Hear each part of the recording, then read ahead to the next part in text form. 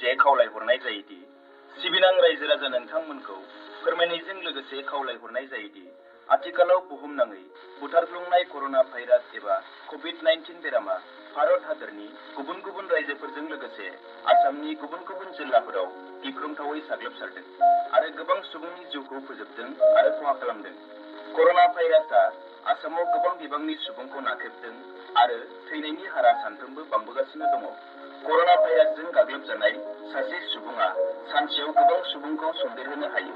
बेनिखायनो गिख्रंथाव कर'ना भाइरास बेरामनिफ्राय बारग'नायनि राहा महरै आसाम सरकारा माखासे नेमखान्थि खानानै होदों आरो गासै नेमखान्थिफोरखौ फालिनो थाखाय रायजो राजा नोंथांमोनखौ बरलावगाव दालाय दुलाराय बर' फरायसा आफादनिफ्राय गुरैयै खावलायहरनाय जाबाय। आसाम सरकारा थानाय थिखानाय सेन्टाराव भेक्सिनखौ लानो थाखाय रायजो राजाखौ खावलायहरनाय जाबाय। सेनिटाइजार एबा साबोनजों मोजाङै खनले खनले आखाइ सुनाय, मास्क गाननाय, समाजारि जानथायखौ मानिनानै सोलिनाय आरो गोनां जाब्लासो न'निफ्राय बायजोआव ओंखारनाय नेमखान्थिफोरखौ रोखायै फालिनो थाखाय रायजो राजा नोंथांमोनखौ खावलायहरनाय जाबाय।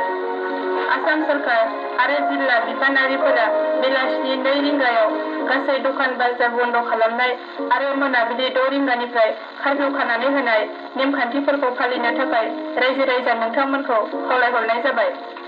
आसाम सरकार